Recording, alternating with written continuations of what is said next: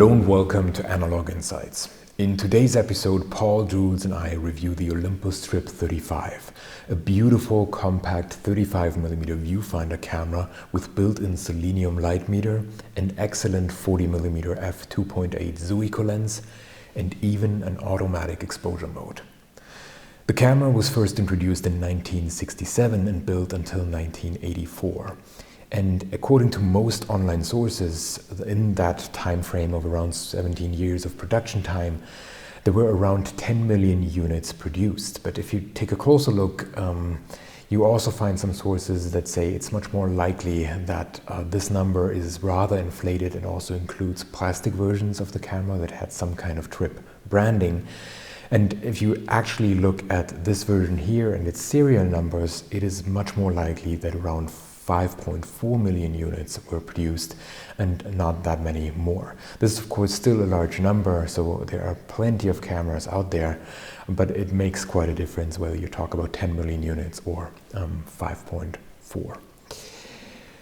Paul here is also known as Tripman, and he is selling refurbished classic Olympus Trip 35 cameras online out of England, and is a true authority when it comes to the Olympus Trip 35 camera. I cautiously reached out to him asking whether he would be available for an interview during my research phase via Zoom, and his response was incredible because he basically said, "Hey, I have no spring vacation planned yet. How about I just come over to Munich and we sit down to talk about the camera properly and also maybe take it out on a photo walk." And that's what we did. We ended up taking it out on a rather cloudy day in Munich's West End district, shooting Ilford Pan 400. And for especially Paul, he could use the camera here as it is originally intended, as a lightweight, easy to pocket travel camera that lets you focus on your subjects and seeing the world with fresh eyes and not focus on a lot of technicalities and so on.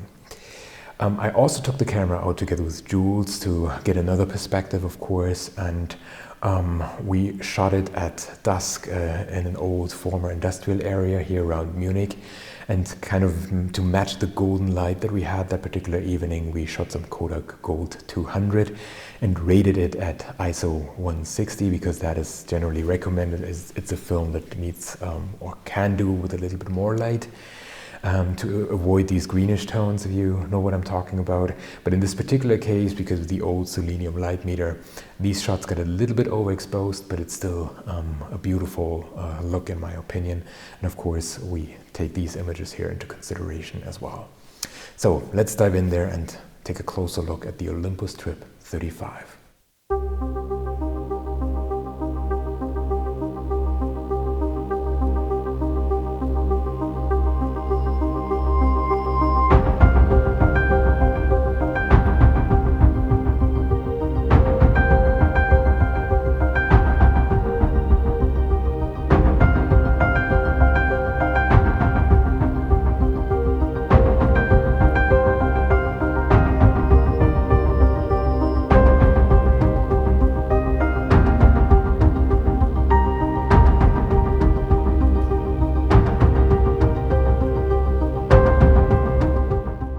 So let's get some historical context first. The Trip 35 can be considered a precursor of later point-and-shoot cameras, for instance the Konica C35AF from 1978.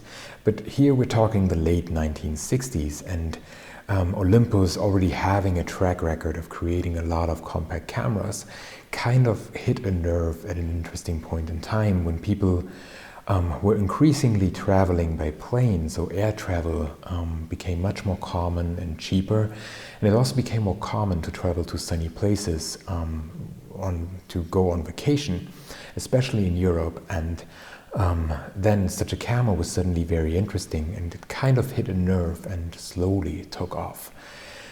It was also marketed that way. It originally cost around $60 US, so I think $59.95, which would translate to around $450 US today.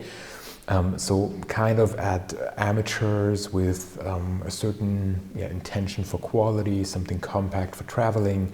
And as the name suggests, it was really pushing in that traveling direction. And of course, that kind of fit the mood of what people increasingly wanted to do with their cameras as well.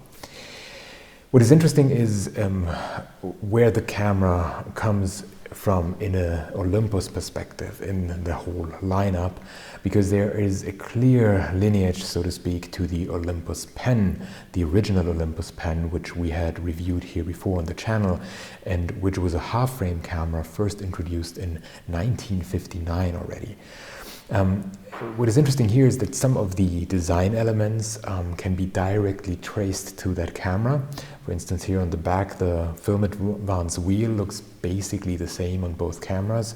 And even in terms of size, you can see the Olympus Trip 35 is not much bigger than the Olympus pen, yet you don't have a half-frame camera, but you're exposing a full 35mm negative. And you can really see how much engineering and effort Olympus put into creating that camera and taking all the expertise that they had established earlier and put it into this really nice compact form factor.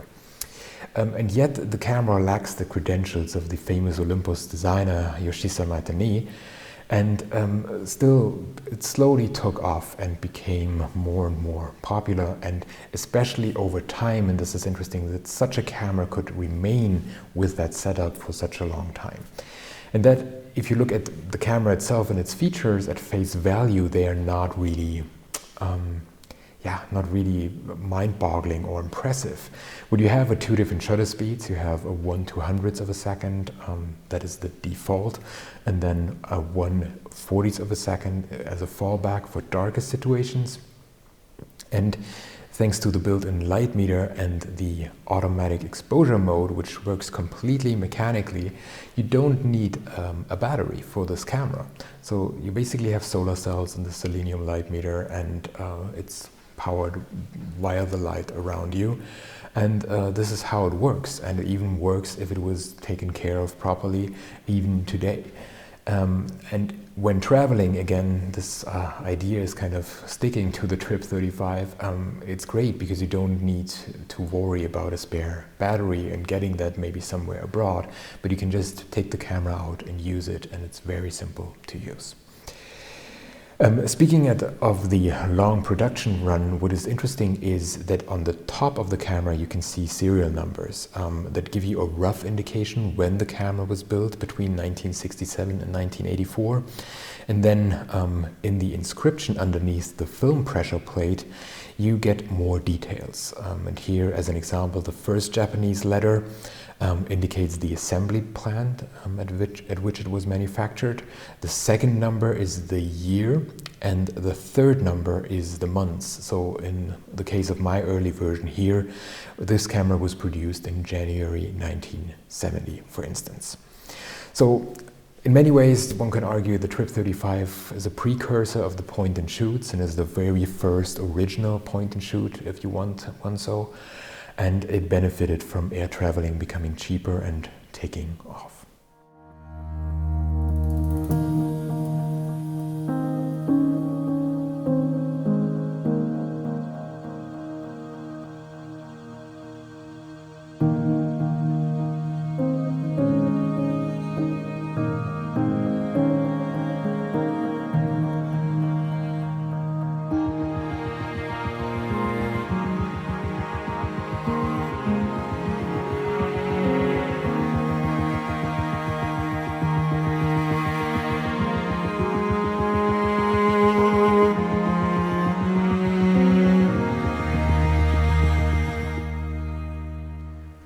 So let's take a closer look at the features and design of the Trip 35. The camera weighs a bit more than 400 grams and comes in a really compact size, so it is ideal for just putting into a pocket of your jacket, for instance, or putting it on a hand strap. I find that particularly comfortable with that small camera.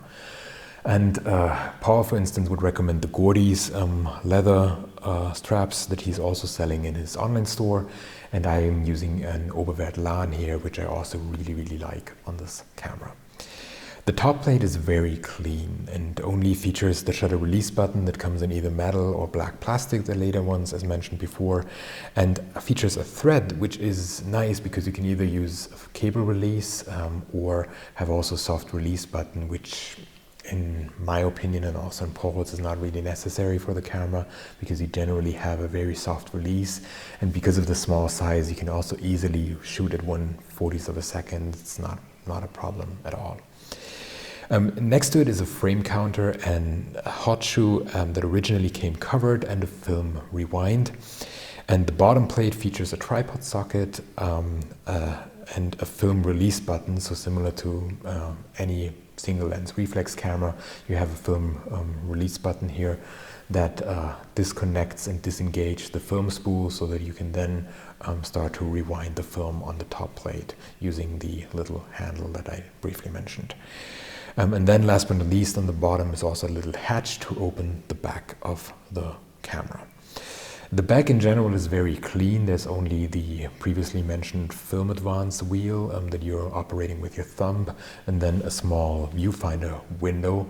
And that viewfinder is interesting. It's an Albada type with a magnification of 0.55, and it is very clean and nice, and even has some parallax markings for close focusing so that you get at least a rough indication where the actual framing would be. It's a little bit tricky getting used to that, in my opinion. My first shots were sometimes a bit weird in closer situations when it comes to the composition, a bit off, but once you get used to it, it's really nice and easy to handle.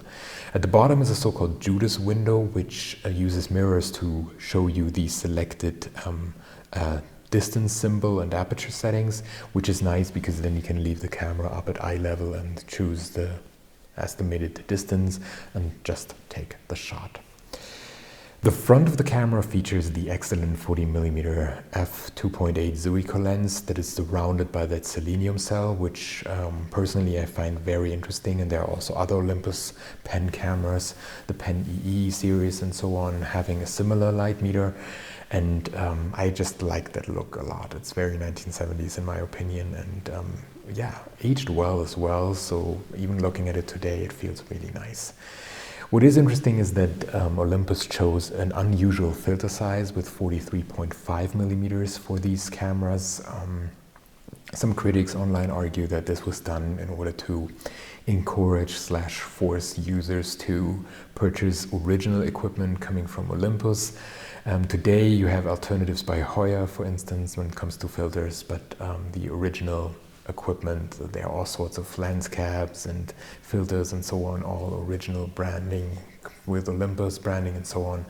And these are really hard to get by now. Paul is selling them occasionally and also showed me some, but it's, yeah, there's even an original lens hood, which is really nice, which Paul was kind enough to hand over to me, and I was really instantly in love with it. So this is a beautiful thing, but really hard to get. What is interesting is if you have more Olympus cameras or are generally interested in getting into this compact system, these filter sizes are the same as on the Olympus 35RD and RC, which we have reviewed here on the channel before.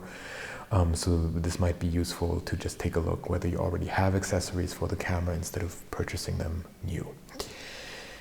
What I found interesting is that since the midsection of the lens needs room to turn when you change the focus setting, the filters threads are a little bit higher on the undersides to avoid any kind of friction. And as the light meter is positioned underneath the filters, the effects of the filters, like reduced amounts of light, are automatically taken into consideration, which makes using filters on the Olympus Trip 35 really convenient and easy. Around the lens is a focusing wheel, which lets you select between 4 different focusing distances or focusing zones in a very consumer-friendly way. They are just close-up, portrait, a group setting, and scenery. But if you turn the camera around, you get the actual indications inscribed into the lens in meters and feet, ranging from 1 meter to infinity. And Paul showed me that you can actually use these settings, of course, also in between. I was rather naive and thought, no, you can only use the full settings, but he has told me, no, you can, and there's even then a slightly closer distancing mode at 0.9 meters that you can also select when turning a bit over that close-up mode. What is also interesting historically is that the earlier versions had only orange markings, and that later on Olympus introduced a red marking for the group setting, because it's kind of a safe bet in hyperfocal settings when the aperture is automatically being closed down by the camera to f8 and beyond. It is rather likely that everything from a certain distance, like 2 meters to infinity, would be in focus anyways. So this is kind of the safe bet suggestion for consumers that they then highlighted here in red, which I found interesting as well. The ISO can be set on this ring here at the front of the lens, and it can be set between 25 and only 400, because of course the maximum film speeds at the time in the late 1960s and early 1970s were a bit different. So ISO 400 was rather the benchmark, and especially for amateurs, this was what consumers used. And what I found interesting is that the earlier versions even maxed out at ISO 200, and my version here from January 1970 already has the ISO 400, so it's safe to say that the later versions have that as well. By default, the camera should be set to the A mode here, so the program or electric eye mode as it was marketed at the time, to select the fitting shutter speed and aperture. And as mentioned before, it always tries the 1/200th of a second first and then reverts to the 1/40th of a second. But how it does that is really interesting, because it's a completely mechanical process, and it's a fairly advanced trapped needle mechanism. So what is happening is that the twin blade aperture is held at f22 by default, and when the shutter button is pressed, a bar comes up and traps the meter needle against a plate, and following right behind the bar is a cam which is connected to the aperture blades, and this comes up until it touches the trapped meter needle, and the distance that cam travels determines how far the aperture is actually opening. So it's held back by a spring, it's opening up, and then once you have correct exposure, it's held there and then exposes the negative correctly.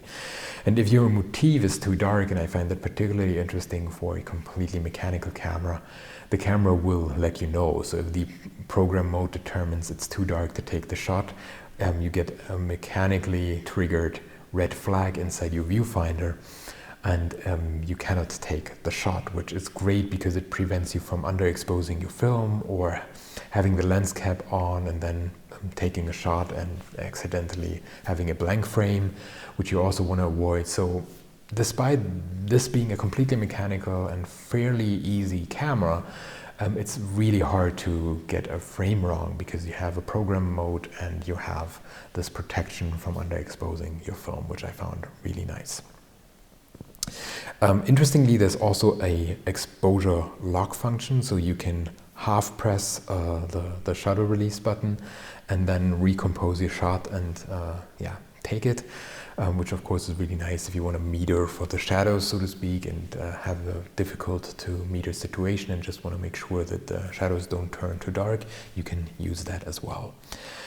The camera, last but not least, can also sync with flash and offers a range of apertures for that, from f2.8 to f22 for this purpose. And in the flash sync mode, the shutter is always set to 1/40th of a second. So this is here the flash synchronization speed, unlike the 1/60th of a second that we typically see. And there's also an X sync port on the front of the camera for this purpose.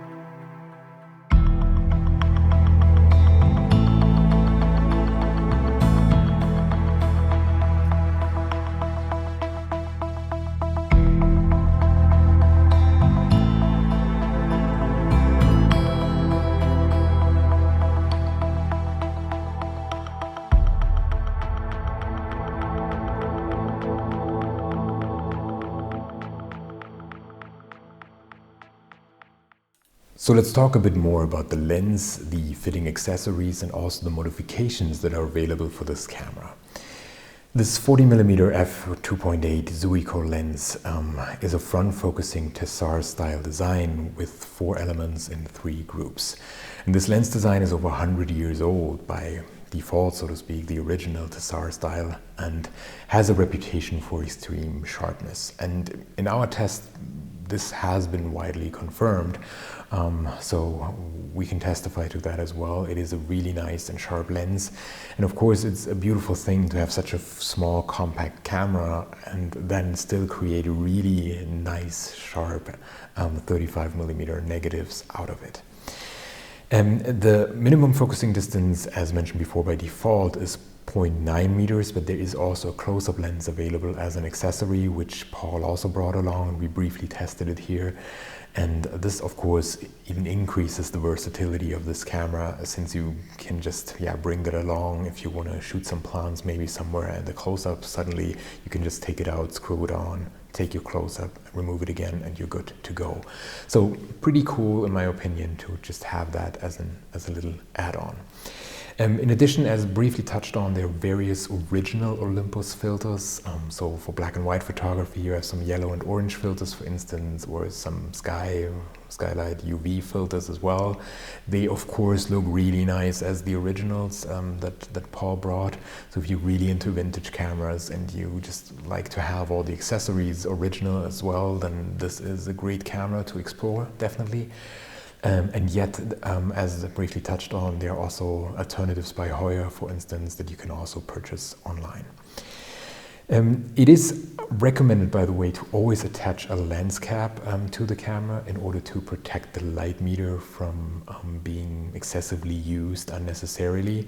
And Paul even told me that whenever he sources the camera, he looks for copies that come with a lens cap and that look like they have always been stored with the lens cap attached, because of that, because it protects the light meter, and in his experience then it's much more likely that he does not have to replace the light meter and that it's still working fine. There are also original cases still available, and here they come in a couple of different forms: a soft pouch, what we are using here, and 2 different ever-ready cases. And what is interesting is that the earlier ones were made of a much higher quality material, so really nice shiny leather that also retains that shiny look until today. And the interior is a really soft velvet-like cover, and that really protects the camera nicely, of course. And these are really hard to find, is what Paul told me, that he gets around 6 per year or so. So it's incredibly hard to get that original accessory. And there are the later ones, which are made of a kind of faux leather. And that, of course, didn't age so well. So these are typically on the exterior quite flaky. The interior is still fine. It serves well to protect your camera. So if you don't mind how they look on the outside, you can still try to grab one of these. But the earlier ones are the really interesting ones if you want to have that full vintage package that really looks nice. What is also interesting is that there are various hacks out there on how to turn the Olympus Trip from a program mode automatic exposure camera into a manual camera. There are certain instructions online that you can read up on, and then open up the camera and try yourself. Or Paul also developed an alternative way on his own, and that would set the camera by default to 1/200th of a second and actually let you use the f-stops on the front of the lens that are typically reserved only for flash photography, and let you use them to set your aperture yourself, and make then typical Sunny 16 rule educated guess to get the correct exposure. Personally, I like the whole program mode so much, and also the warning signs and all that I wouldn't do that. But if you're into that and just want to have such a compact manual camera instead, then it's good to know, and you can purchase either the modified version or give it a try yourself if you want to. Speaking of modifications, interestingly, you can also change a couple of details on the camera, and Paul has been doing that a lot in the past. So for instance, you can have custom orders for certain leathers around the camera, since the leather gets sometimes broken as well for older versions, and you might want to replace it anyways. So you can source really nice leathers if you want to, similar to the Leica M's that were available in the past for modification, and do that here. And Paul told me that he even had a collaboration in the past with the famous British fashion designer Paul Smith, and created certain special leathered versions of the camera, and that were then sold in Paul Smith's stores in England. So really, really nice what is possible with this camera. The versatility, the great lens, the original filters and accessories, if you're into that. Won't want to go all vintage, this is important. And if you want to get more out of the camera and even explore the manual potentials and modifications, then this is also good to know.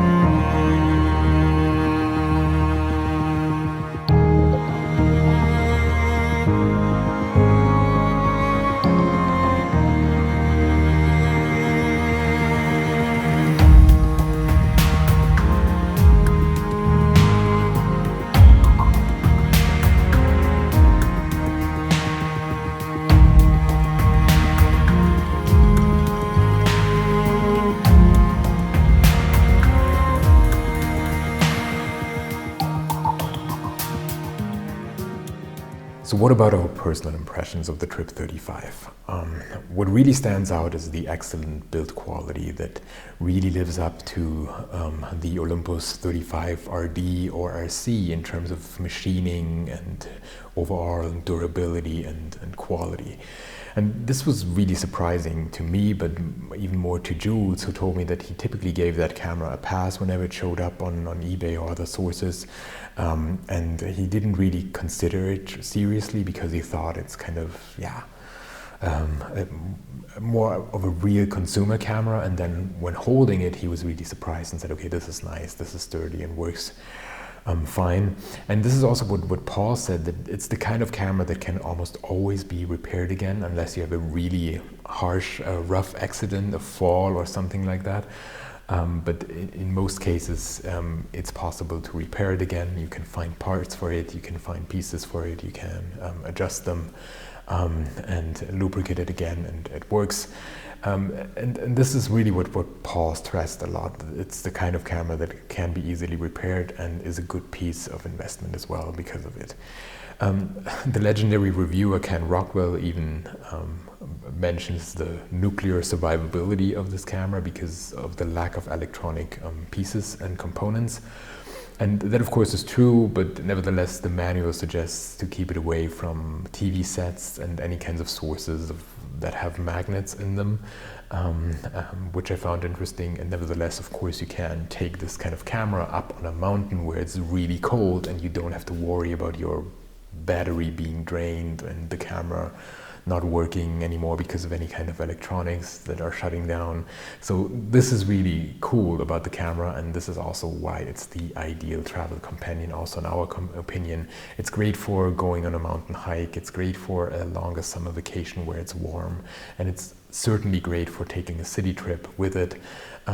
Super versatile, super compact, and you have excellent results because of that Zuiko lens. in our opinion, thanks to the easy to use focusing and especially that hyperfocal setting and so on, it's also well suited for street photography. The only downside for many street photographers is potentially the ISO setting, that it maxes out at ISO 400, and if you are fond of pushing your film to 800 or 1600s, as briefly touched on before, it might be a deal breaker for you, because you cannot tell the camera that you have a more sensitive film in there. You don't have exposure compensation or any other tricks available. So this is really it. It's ISO 400 as a maximum. But if that is fine for you, you want to take some Kodak Tri-X out there or Ilford HP5 or something and get some really nice results, then it certainly works for street photography as well.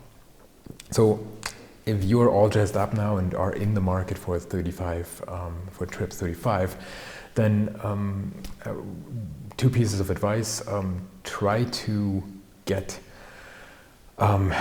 personal with the camera if possible. Buy it from a store where you can actually look at it, or as an alternative, have really, really good images, because only that will enable you to check for the aperture blades. Are they sticking together or not? In which conditions are the light seals? This is a typical thing. Do they need replacement soon or not? And last but not least, as previously mentioned, the piece about the lens cap. Is it a camera that comes with a lens cap and that probably was always stored like that, or is it one that needs potential replacement of the light meter, which would make it a bigger CLA effort? And yes, you can always purchase a broken one and then have it clean, lubricated and adjusted again, or do it yourself. This is also an interesting tinkering camera. Probably there's a lot of manuals out there, and you can get an idea of what to do with it and find your way around. Or you go the convenient route and just purchase one cleaned, lubricated and adjusted from Paul's store, where you even get a 1-year warranty as well. So this is our personal opinion, a great camera with a couple of downsides only, and really, really interesting piece that was developed and produced for such a long time and is still relevant today.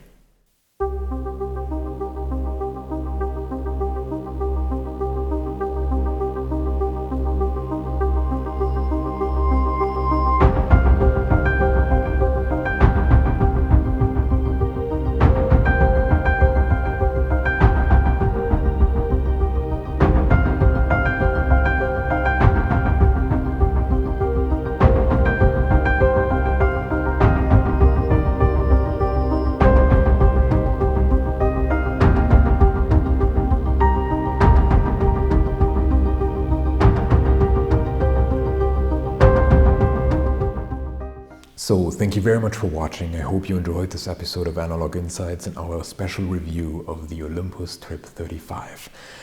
Arguably the first point-and-shoot camera that works still perfectly fine over 50 years after its initial creation and inception.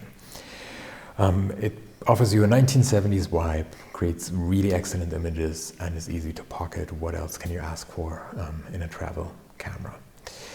If you enjoyed this episode, please remember to like it and maybe even share it with your friends. And if you want to see more videos like this, please subscribe to our channel. Jules, Greg and I really appreciate each and every subscriber coming our way.